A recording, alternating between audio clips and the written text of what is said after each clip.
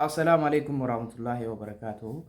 Jirra jirtu baga jiraatanii sagalee kana waliin dhaggeeffannee booda walitti deebine. Dhaggeeffadhaa. وعليكم السلام ورحمة الله وبركاته. السلام عليكم ورحمة الله وبركاته. حياة ولا سيف هما سيفين بسات والجتين على جفر دو إجا سي فيديو جلت سيفر كل فيديو سنسلالتي أتشبود وان سنجليو جراتي نجافتة شود دلجان كامباني تشايناتي وجا إيرف وجا دي دم أول كان دلجات ولا شودا تيانسي جرام كامباني كون أبني كون تيانسي جرام تيانس إنترناشنال كامباني جرام واما oomisha isaan oomishan keessa kan amma fakkeenyaaf gara Afrikaa kanaa fi gara bakka amma jirruu fi biyyoota Arabaa kan dalagamuu danda'amu oomishoota akka viitaaminoota kanneen kana bitteet piroomooshinii dalagachuu jechuudha. Akkana beeksisa dalaguu argite nam tokko tokko amma miidiyaa qofa irratti beeksisa dalagee nyaatame kun immoo beeksisa akkana beeksisa dalaguutti oomisha akkanaa bitadhee jiraati viitaaminoota garaagaraa jechuudha. Oomisha akkanaa bitadhee jira isinis koottaa bitadhaa jettee namootaan affeeruun qabxii fi sadarkaa siif kenna deema akkasumas koomishina akka waan dallaalaa argite akkasiis kafalaa deemaa jechuudha. Atillee osoo kijiba namaaf hin himin tolchitee ka hubatte qofa osoo hubatinis itti seenuu hin qabdu tolchitee hubattee seentee dalagaa kana seenuu qabda jechuudha. Walumaa galatti arabni taswiiqa shabakaa ittiin yookaan immoo ingiliffaan neetwork maarkeeting jedhama. Neetworkii onlaayinii irratti namuuyyuu mana isaa keessa taa'eetiin akka dalagatu haala kana mijeessa jechuudha. Akkamitti dalagatee keessatti taate oomisha bitata. Oomishni kun maal yookiin taate fakkeenya viitaaminoota si hima kan liqeeffamu akka paawudarii kanneen kana jechuudha. Viitaaminoonni kun kaampaaniin kun maashinoota adda addaa ni qaba. Ispoortii uffata waan adda addaa qaba. Garuu kan ammaaf kan nu bitannee seenuuf dalagnu kuni oomisha viitaaminoota adda addaati. Fakkeenyaaf oomisha tokko lama keessaa si tuqe kan kaleef ta'u, kan cagwaarraa ta'u, kan lafee nama dhukkubuuf waan adda addaa ta'u kan viidiyoo irratti mul'isan oomishoota saniin argite waan faayidaa qabu. Ani yoom dhibamee bitadha akka hin jenneef nama dhibameef miti kan bitatu. Hatta muqaddama yoo itti fayyadamte akka viitaamina hanqina viitaaminaa qabaatte muqaddama yoo itti fayyadamte hanqinni viitaamina sun sittiin uumamuu dhibeen adda addaa sittiin dhufu jechuudha. Faayidaalee oomishaa jechuudha. Fakkeenyaaf kaalsiyeema yoo jenne ilmi namaa tokkoof guyyatti goommana kiiloo 12 akka saayinsistoonni jettutti goommana kiiloo 12 yookaan raafuu ni beekta jedhee yaada kiiloo 12 nyaatuu qaba. Kaalsiyeema san guutuuf yookaan immoo aanan hedduu dhuguu qaba jechuudha. Aanan liitirii hedduu ta'u ilmi namaa immoo tokkichuu akkasitti waan san mijeessellee godhallee hin dandeenye waan jiruuf hanqinoonni kaalsiyeemaa yeroo uumaman lafee mataa kana lafee keenyarra fudhata ilkaan keenyarra fudhata duudarra miilarra yeroo dhukkubii miilatii fi lafee duudaa kunniin kun dhufu hanqina kaalsiyeemotaa kana qaba jechuudha. Amma faayidaalee oomisha siima. Hanqina kaalsiyeemotaa waan qabuuf kunniin immoo viitaaminoonni kunniin hanqina viitaaminoota sanii namaaf guutan jechuudha waan saniif nama fayyadu. Faarmaasii keessaa bita dhufa akka hin jenneef dhooggaadha faarmaasii fa'aatti bakka adda addaatti gurguramu dhooggaadha. Maaliif akka namuuyyuu onlaayinii irratti kaampaanii kana beeksisee nama bichisiisee innis faayidaa irraa argatu koomishina irraa argataa sadarkaan kennamaa fi sadarkaaleen sunis faayidaa guddaa qabdu jechuudha. Sadarkaa sanitti gadi dhaabatu akka nama kaampaanii isa wajjin sheerii dalaguuti jechuudha. Lafee kee rabbi sirraa hu. Walumaa galatti oomishooleen bitattu kun dhibee adda addaati farqitee osoo hin dhibamin dura namoonni tokko tokko fakkeenyaaf vaayitaamina hanqina viitaamin E faa qabaachuurraa rifeensi jaraa kan molaa'u ta'a kan hurgufamu ta'a. Kana kanaaf walumaa galatti viitaaminoota hanqina ilma food supplement jedhama. Akka gargaarsa nyaataatti faarmaasii fa'aatiin gurguramu waan jedheef badaa ta'e osoo hin ta'in akka kaampaaniin kun haala kamijjeesse kaampaaniin kun namuuyyuu onlaayinii irratti gurguree beeksiseetiniin akka wanti jedhu hin gurgurte jennaan kan bitatte san gabbaastee gurgurtaa osoo hin ta'in ati bitatteetiniin itti fayyadamta jechuudha. Akka nama argitee bittee itti fayyadamte isinis hiriyoottan kan keessi namootaan maatii keessaa ta'u namootaan beektuun oomishooleen kunniin faayidaa guddaa qabaati koottaa isinillee bitadhaati dalagaa kana seenaa yoo nama finnillee koomishina nuuf kafalanii jetteetiin akkasi beestaa jechuudha. Oomisha bitattee seentaa jechuudha. Oomishooleen kunniin kun bitattee yeroo seentu namootaan fidda jechuudha. Fakkeenyaaf sadarkaalee namaaf kennuu jira. Sadarkaalee kanneen siif hima urjii sadaffaa, afuraffaa, shanaffaa, jahaffaa, torbaffaa, saddeettaffaa jedhetti urjii haga saddeettaffaatti deemaa jechuudha. Saddeettaffaan booda maal jedha deema? Bronze line, silver line, gold line jedha deema. Itti aanuun immoo 1 star gold line, 2 star gold line, 3 star gold line jedha deema jechuudha. Itti aansuun director jedhee honorary director jedha jechuudha. Faayidaalee isaa si himaa viidiyoollee kana booda si ergu ni laalta. Eega sagalee dhaggeeffatee fixa booda viidiyoo laalta jechuudha. Yeroo urjii sadaffaan namni seenu Bronze line kana yeroo seenan birri Itoophiyaa 10,000 jechuudha sa'aatii ammaatti mungkin baatii dhuftu ni dabala jechuudha. Sa'aatii ammaatti birri Itoophiyaa 10,000 akkana baastee yoo seente baatii urjii silver ka jedhamu immoo urjii sadaffaa taate silver yoo seente birri Itoophiyaa 31,000 jechuudha. Oomishas bitatteet waan poostaa ittiin siif ergamu haga Dubaayitti jechuudha. Dubaay jirta. Haa jennu Suudii yoo jiraatte akkasuma bakka kamiin yoo jiraatte. Itti aansuun gooldiidhaan amma bronze illee silver illee akka seentuuf miti yoo dalagaa kana fedhii qabattee jaalattee seenuu barbaadde. Gold line jedhama sadarkaa bareedaadha. Birri Itoophiyaa 53 baatii kanaaf jechuudha. Baatii kana carraa hedduu jira jechuudha. Akkamitti yookiin taate nam tokko sila baatii biraatitti seenet urjii shanaffaa kana seenuuf nama sadii of jalatti eega fide urjii shanaffaa san seenaa jechuudha. Baatii kana hoo ati seentee nam tokko qofa of jala daballaan urjii shanaffaa ni seentaa jechuudha. Faayidaaleen urjiin qaban immoo siimaa jechuudha. Asitti sadarkaan siif kennamaa deemu. Akkamitti namoota meeqas jala jira kan jedhu siistama appilikeeshinii kan maqaa keetii fi ID lakkoofsa ittiin galmooftee seente qofaan kan siif wanti ta'u jechuudha. Appilikeeshinii buufattu ni jira. Namootaan haga fedhe osoo miiliyoona tokkos jala baay'atee siistama sanii hordofuu hin dandeetta. Mallaqa argatullee akkasii beekuu dandeetta. Gurgurtaa hagam akka gurgurteellee si jalatti sababii kan keetiin namoonni dhufamee hagamta akka bitamee hagamtu gurgurame siistamni achirratti ni lakkaa'aa ni beekaa jechuudha ni laallataa jechuudha. Faayidaalee urjii yoo siimu gooldii kana yeroo seente kafaltiin ati argattullee yoo nam tokkoof jalanne qabxiin keetis fakkeenyaaf baatii kanaan ala ni dabala siima ka baatii kanaan ala jechuudha. Baatii kanaaf yoo gooldiin birrii Itoophiyaa 53 waan poostaa wajjinuu kafaltee seente meeqa ta'a? Urjiin sadarkaan kan kee urjii afuraffaan eegaltaa sadarkaan kan kee qabxiin siif kennamu 800 baatii kanaan ala garuu 400 baatii kana 800 siif kennama. Nam tokkoof jala dabalaan qabxiin kee meeqa ta'e 1600 waan ta'eef ati urjii shanaffaa seentaa namni si jala seenu sun afuraffaa seenaa jechuudha.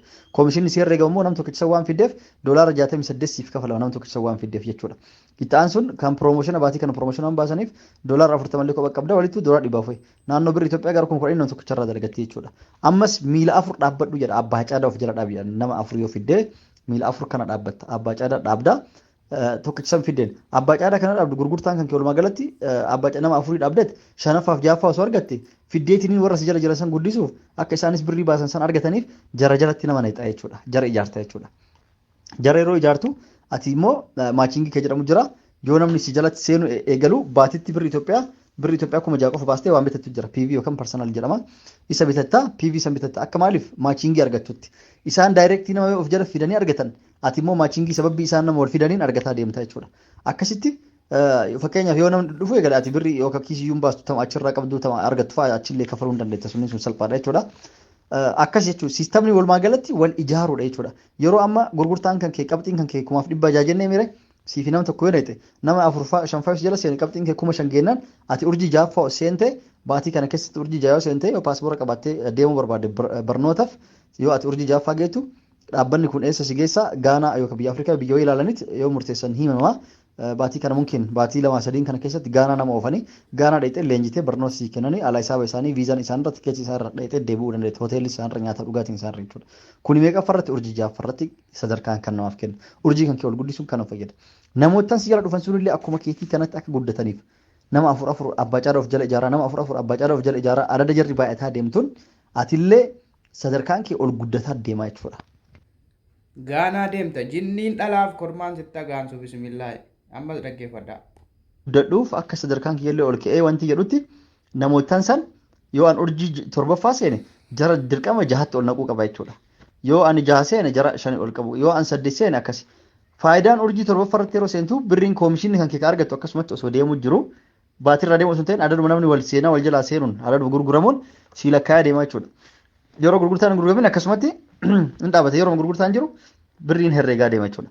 Kan itti aanu urjii 7ffarratti baatii 3 tanaaf amma promotion amma baasan Dubaay baasan himamanii jiran iyyuu waggaa 29ffaa akka dhaabbanni kun erga dalagaa eegalee waggaa 29ffaa isaa Dubaayitti kabajaa Dubaay nama geessetti bashannana nama oofaa jechuudha. Alaa isaaba isaanii funduqa hoteela nyaata dhugaatii tikeettii viizaa wajjinuu jechuudha. Dubaayitti achitti urjii 7ffaa geennan koomishina keessi birrii keetu akkasii argatte itti aansuun immoo bashannanallee akkasii nama oofa jechuudha. 7ffarratti akkasii. 8ffarratti kafaltaan kan kee akkasumatti urjii 7ffaa seenuuf 6ffaa seenuuf 5,000 jedhu gurgurtaan si jala jiru. Mallaqa osoo hin ta'in gurgurtaa qabxiilee amma si herreege san nama tokko irra 800 si herreege. Baatii kanatti fa'aa hedduu bareedaadha. Urjii 7ffaa seenuuf 25,000 barbaada. Urjii 8ffaa seenuuf qabxiilee 100,000 barbaada jechuudha. 8ffaa gaaf seente konkolaataa $5,000 si badhaasa. Konkolaataa badhaafamtaa. Yoo konkolaataa hin barbaadini dhaabbanni wanti biiroo Keeniyaa jirutti jechuudha. Yoo nu jalaan galmooftee biiroon Keeniyaa jira. Achitti yoo dhayxee fudhachuu dandeetti konkolaataas fudhachuu dandeetta jechuudha. Yoo hin barbaadini immoo mallaqa jijjiiratta jechuudha. Baddala konkolaataa san mallaqa jijjiiratta jechuudha. Ka Dubaay kanallee nama dafee dura urjii 7ffaa seeneef mallaqa hin kennaniif jechuudha. Nama deemuun barbaadiniif naannoo dirhama 2,000 yookaan birrii Itoophiyaa 50,000 kennamaaf jechuudha. Akkasi urjiin 7ffaaf 8ffaan amma walumaa galatti faayidaan guddaan kaampaaniin kun qabuu fi kan ammas tolchee siibsuu barbaadu amma doolaar birri Itoophiyaa kuma kudhanii birri ta'e nadeeffannee as geenne bashannana deemnee konkolaataa badhaafamne kanaaf dalaguu osoo hin ta'in siistamni keenya tolchee wal jala wal ijaaree namuu dalagatee namuu fayyadamee qabxii argitee biroonzi laayin seentee warra salphumaatti urjii 8ffaa konkolaataa san biras taranii biroonzi laayin kunniin seene baatitti yoo xiqqaate osoo isaan nam tokkoo hin fidin dhiisaniitu akkanuma taa'u jiran baatitti birri Itoophiyaa kuma ja'a qofa ofirraa achi kafaluun baatitti birri Itoophiyaa kuma 300 irraa hanga birri miiliyoona nama fudhatu jira jechuudha. Birri kuma 300 irraa hanga birri miiliyoona fudhachuu dandeessa jechuudha. Maaliif siistamni wal ijaaree warra si jala jirutu iyyuu akkuma ati argatanitti argatuuf akkuma ati guddisanii guddatuuf dalagaa deeman wal jala dalagaa waan deemaniif akkasii osii guddisaa deeman jechuudha. Akka Suwaad Muktaar amma namni hedduu jalatti baay'atee kuttee jirti jechuudha. Amma isiin honorarii daayirektar ta'uu deemti jechuudha. Sanillee immoo faayidaan siima. Biroonzi laayinii jedhaatiin deemteet gaafa daayirektar akkasuma badhaasa fudhataa kan markaballee hin jira. Markabas doolaara 30,000 birri Itoophiyaa miiliyoona 3 miiliyoona 5 kanneen kana bira ol kuttee gaafa baay'ee asirratti beekaan cufetteen isinii deebi'aa Suwaadaa Muktaar waggaa 2 moo 3 duranii maqaa keetiin wanti kun daldalamaa jira. Daldala kan keessa ati jirtaa dhiisii ijoollee keenya akkana gootee ijoollee miskiina homaan beekne saamuu kana dhaabii jedhee barreesseen ture. Barreeffama koo waggaa 2 moo 3 duraa dhattanii ilaaluu dandeessan. Ammas waan inni jedhe dhaggeeffadhaa. Maqaa Suwaadaa Muktaar nama yuutuubara mataa ofii dalagatti jechoota nama kakaasan aamilee namaaf ta'an dubbachuudhaan beekamti asirratti. Garuu gama kanaan hojii akkamii irratti akka bobbaatee jirtudha. Sirriitti dhaggeeffadhaa as keessatti kunoo maamaa Afrikaa jedhamti soo jedhee dubbataara. Isa dubbataara anaa miti dhaggeeffadhaa. honorarii daayirektar kan jedhamu gaafa xumuraati jechuudha dalagaa kana gaafa itti dhaabdu. Akkamitti dhaabda? Xumurte gaafa honorarii daayirektar jedhamu kana geette akkamitti dhaabda? Ati kalaas waan dhaabbanni kun addunyaa kana guutuurraa dalageet argatu akka sheerii fedhu gurgurtaan si jala jiru socho'ee fedhu dhaabatee fedhu dalagamu baatee ati xumurte dalagaa kan akkanuma xurataa baay'eetti. Waan kaampaaniin kun addunyaa guutuurraa dalagee argatu qixxee qoodatta jechuudha akka sheerisitti jechuudha. Akkasii qixxee qoodatte. Ka amma ijaarsi nu uf duraaf dalaguu qabnu nullee kan itti yaadnee dalinu birri qolee tana qofaaf osoo hin ta'in wal ijaarreet bakka guddaa san achi ga'uuf jechuudha namoonni hundi akka achi ganitti. Haga achi ganutti garuu miiliyoona meeqa arganne jechuudha. Mallaqa guddaa argachuu dandeenya. Namoonni hedduu urjii 7-8 bira achi ol kunnaan kalaas mallaqa bareedaa waan argachuu eegalaniif dalagaa duraan qaban dhiisanii gara bakka biiroo dhaqanii leenjisuun. Mallaqni gosa gosaan siif kafalama. Namootaan si jala heddummataa dhufan kana koochingii barsiisuu ni argatta. San biras taranii biroonzi laayinii kunniin seene baatitti yoo xiqqaate osoo isaan nam tokkoo hin fidin dhiisaniitu akkanuma taa'u jiran. Baatitti birri Itoophiyaa kuma ja'a qofa ofirraa achi kafaluun duraaf dalaguu qabnu nullee kan itti yaadnee dalinu birri qolee tana qofaaf osoo hin ta'in wal ijaarreet bakka guddaa san achi ga'uuf jechuudha namoonni hundi akka achi ganitti. Haga achi ganutti garuu miiliyoona meeqa arganne jechuudha. Mallaqa guddaa argachuu dandeenya. Namoonni hedduu urjii 7-8 bira achi ol kunnaan kalaas mallaqa bareedaa waan argachuu eegalaniif dalagaa duraan qaban dhiisanii gara bakka biiroo dhaqanii leenjisuun. Mallaqni gosa gosaan siif kafalama. Namootaan si jala heddummataa dhufan kana koochingii barsiisuu ni argatta. Sababbi isaa wal fidanii maachingii ni argatta. Daayirektii ni argatta. Waa hedduun badhaasas akkasitti piroomooshinas argataa deemta jechuudha. Aadaa ol guddataa deemti jechuudha. Akkasii yoo seenuu barbaadde nama siin argadhu kan jettu taate aanatu iyyuu namootaan akkanan fidu wal jala isin ijaaree wal jalatti ijaareetiin nama kaan dhufu kaan jala naqaa akkasitti wajjin dareenaa wal guddisnaa jechuu fi yoo fedhii qabaatte.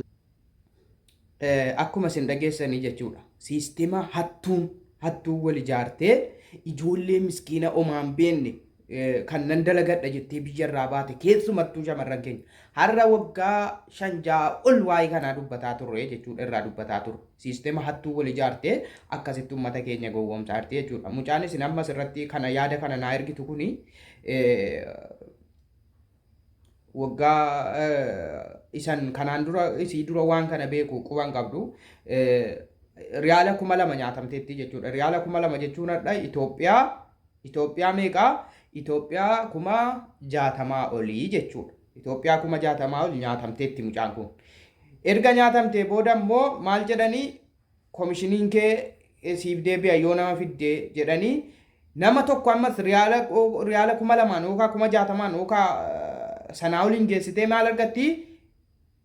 Doolaara 68. Akkasitti qunnaan geessitee malaagaadhaan fudhatti jechuudha. Isinii galamti.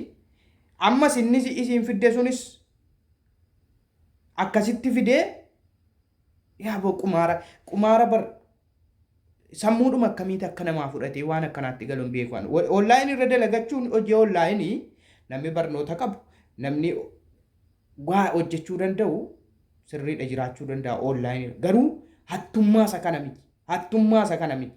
Waan kana akkuma as keessatti amma dhageessanii Suwadaa Muktaar. Suwadaa Muktaar nama beekamtuudha. Nama sirriitti nama jechoota nama kakaasu dubbachuun beekamtuudha. Onlaayinii kanarratti yuutuubara dalagattiin dhimma yuutuubii sii malee dhimmi biraan jiru. Garuu dudubbeedhaan waan isiin daladdu immoo dhagaa jirtu jechuudha. Kanaafuu irraa of eeggadhaa. Gabaabumatti waa biraa isiniin hin jedhu irraa of eeggadhaa. Suwadaa Muktaarittis miskiina irratti waan akkanaa daldaluudhaafi. Assalaamu alaikum warahmatullahi wabarakatuh.